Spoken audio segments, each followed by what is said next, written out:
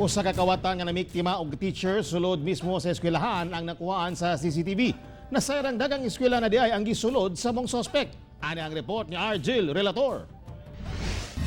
Sa kuha sa CCTV camera, nagmeeting ang mga teachers sa principal's office sa Santa Ana Central Elementary School sa Davao City. Diyang nisulod ang dakuong babae.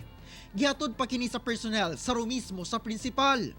Pasumangil sa maong babae, asikasuhon daw niya ang pag-transfer og eskwelahan sa iyang igsuon.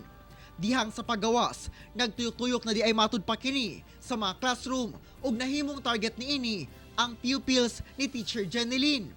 Modus sa suspek, nagpailang pag-umangkon sa teacher ug nagpasugo kuno ang maestra nga kuhaon ang wallet niini.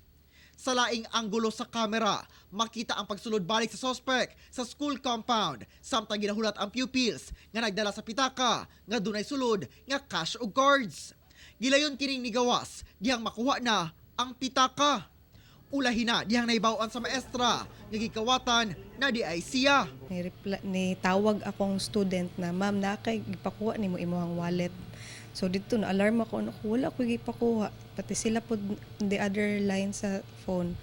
Na panic po sila. Among plano is dagdagan ang personnel diya sa gate, then pagahugtan pa, then ang kuan ko na ang punto sa eskwelahan is naamang ginaunta ang safety sa bata, ang safety sa mga school occupants.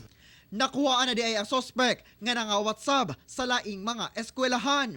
Sa niaging semana, pitaka sab sa magtutudlo sa Nabunturan Central Elementary School, SPED Center sa Davao de Oro ang gikawat niini.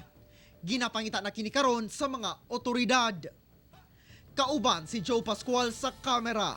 Ako si Argel Relator para sa One Mindanao.